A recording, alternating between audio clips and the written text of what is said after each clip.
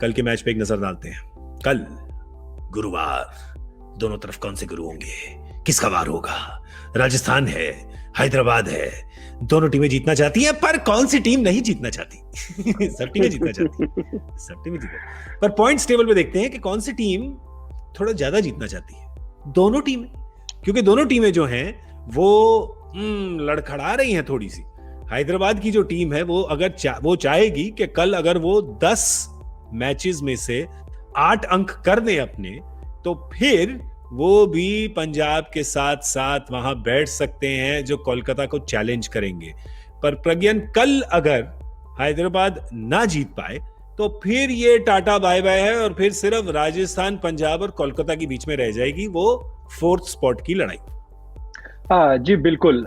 ये मैं कहना चाहूंगा, राजस्थान के लिए एक चांस है आगे बढ़ने का, लेकिन जैसे हम कह रहे थे, हैदराबाद के लिए डू और डाई मैच है ये, क्योंकि आप टूर्नामेंट से बिल्कुल ही बाहर हो जाएंगे। मतलब आपको कुछ ऐसा गणित करना पड़ेगा जो कि इम्पॉसिबल के बराबर होगा। बिल्कुल। तो इसीलिए मुझे लगता है जो भी है उनको कोई नई रणनीति लानी पड़ेगी। मैं थोड़ा सा अगर स्ट्रैटेजी की बात करें, मुझे समझ में नहीं आया था डेविड वार्नर जब बीच में आए थे। आप जब डेविड वार्नर हैं, इतना अच्छा आपका प्रदर्शन रहा, बार बार हम बात करते हैं कि आपका जो पोजीशन में उसमें खेलिए, तो मुझे कहीं ना कहीं लगता है वो ओपनिंग करें।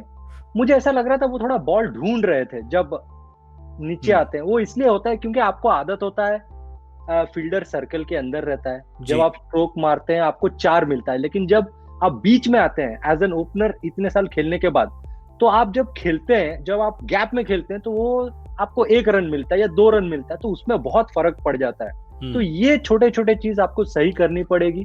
पर ये मजबूरी से हुआ था ना, क्योंकि चोटिल थे केन विलियमसन, तो इसीलिए उनको मतलब वो भाग नहीं पाएंगे, ज्यादा रोटेट नहीं कर पाएंगे, जो उनकी स्ट्रेंथ है वो कर नहीं पाएंगे, शायद इसीलिए वो मतलब मजबूरी में करना पड़ा शायद। तो आपके पास तो ऑलराउंडर बहुत तगड़ा बैठा हुआ है, मोहम्मद नबी।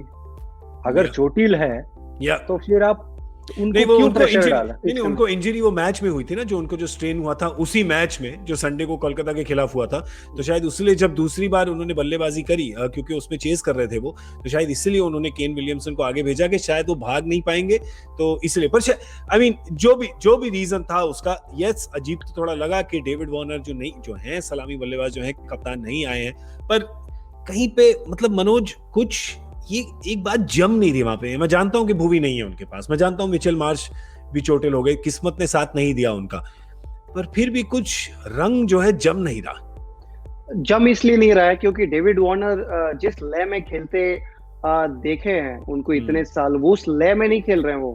बिल्कुल। और मनीष पांडे जो स्तंभ है उस टीम के, वो भी लय में नहीं लग रहे हैं। उनका जो गियर है बैटिंग का, उनको चेंज करना बहुत जरूरी है अगर इस टीम को एक अच्छी टोटल पोस्ट करनी है किसी भी टीम के विरुद्ध।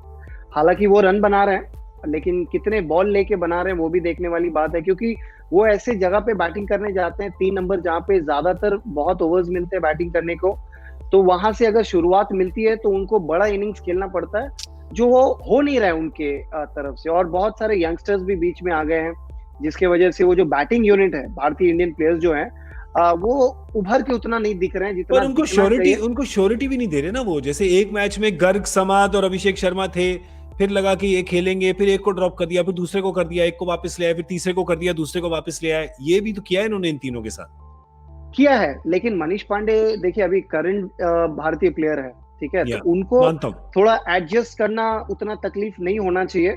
हालांकि जितने बाकी प्लेयर्स को होना चाहिए, अब्दुल और प्रियम को, और केन विलियमसन का ना रहना, क्योंकि बहुत अनलाइकली वो खेलेंगे, क्योंकि हैमस्ट्रिंग में लग गया है और हैमस्ट्रिंग से उभरना समय लगता है, तो उनके जगह ऑब्वियसली अब नबी लेंगे। इसलिए मैं पहले भी शो में यही कह रहा था कि जब बेयरस्टो, ऑब्वियसली बेयरस्टो सभी चाह रहे थे बेयरस्टो को खेलने, मतलब वो पहले के 3-4 इनिंग्स मैंने जो देखा है वो उतना अच्छा नहीं लग रहा था, तो मैं यही चाह रहा था पहले कि रिद्धिमान को विकेट कीपिंग कराएं और उनको ओपनिंग डेविड वार्नर के साथ भेजे। केन विलियमसन जब फिट थे तो उनको लें, 2 होते डेविड वार्नर, केन विलियमसन, और पीछे नाबी और आपके राशिद मिल जाते हैं। एक बॉलिंग मिल जाती है आपको और एक आपको बैटिंग भी मिल जाती, जो इनके टीम में है नहीं पीछे के ओवर मारने के लिए। अब हालांकि पिछले साल जॉनी बेयरस्टो ने आउटस्टैंडिंग परफॉर्मेंस की थी, जिसकी वजह से उनको परसिस्ट करना पड़ा, और एक जो 2018 में जब केन विलियमसन कप्तान बने, उनका प्रदर्शन देखिए। बिल्कुल, कुछ 700 रन मारे थे उन्होंने, शायद 700 रन के आसपास मारे थे, और किसी को भी ये अंदाजा नहीं था कि वो इस तरह खेलेंगे। लेकिन सबसे ज्यादा जो उभर के आई थी उनकी, वो है कप्तानी। बहुत सारी जो स्टैट्स हम देखते हैं ना, आंकड़े, वो यही टीम है जो रोकती है ऑपोजिशन को कम रन में, वो ज्यादातर इनके कप्तानी में हुई थी। क्रम में वहां पर भी थोड़ी कंफ्यूजन लग रही है बैटिंग ऑर्डर में, और राजस्थान में भी थोड़ी लग रही है, क्योंकि उन्होंने इतने सलामी बल्लेबाज ट्राई कर लिए, मैंने गिने के 5 या 6 आई थिंक ट्राई कर लिए उन्होंने, पर अब ये सेटल हो गए हैं।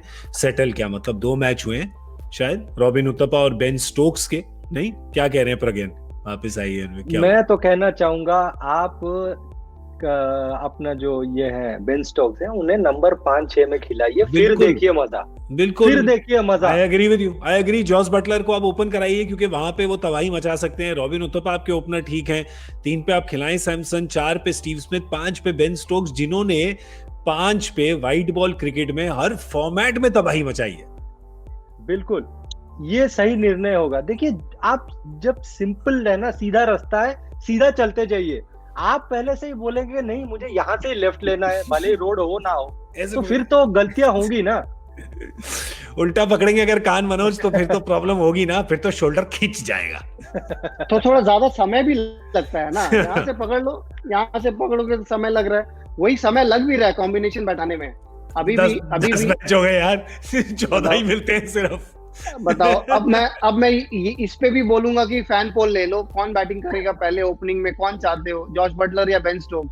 उसमें भी जॉश बटलर आगे बढ़ जाएंगे। तो मतलब जो बाहर क्रिकेट ऑब्जर्व कर रहे हैं, देख रहे इतने साल से, पता नहीं इनके मैनेजमेंट में क्या बातचीत चल रही है, क्या कारण हो सकता है बेन स्टोक्स को ओपनिंग भेजने का, समझ नहीं आया। एक ही कारण लग रहा है, हो सकता है या तो उनको कॉन्फिडेंस देना चाह रहे थे, क्योंकि वो मैच में ऑब्वियसली टेस्ट मैच मिस किए इंग्लैंड में, और वनडे सीरीज भी नहीं खेले, उसके बाद पिताजी के पास चले गए थे। मेंटली थोड़ा कहीं ना कहीं वो मतलब चिंता में थे।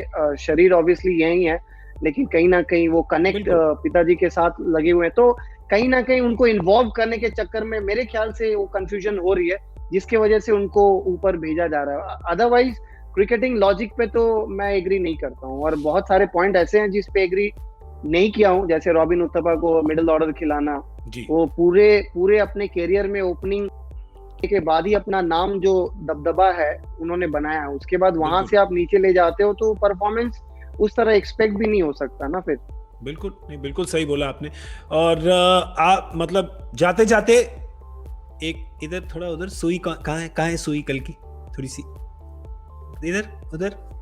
देखिए, अभी ये दोनों टीम में मैं हैदराबाद के साथ रहना चाहूँ, कि मुझे हैदराबाद में रहना है।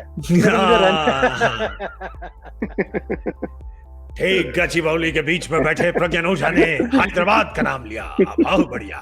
Future is bright, future is orange. और मनोज, आप ये जो दिखा रहे थे ना किस तरफ है, मैं कहूंगा सीधे, जब जोफ्रा आर्चर बॉल डालेंगे ना, वो सीधे यहाँ से डालेंगे। राजस्थान रॉयल्स के साथ जाना चाहूंगा यहाँ। राजस्थान रॉयल, ठीक है, चलिए बढ़िया।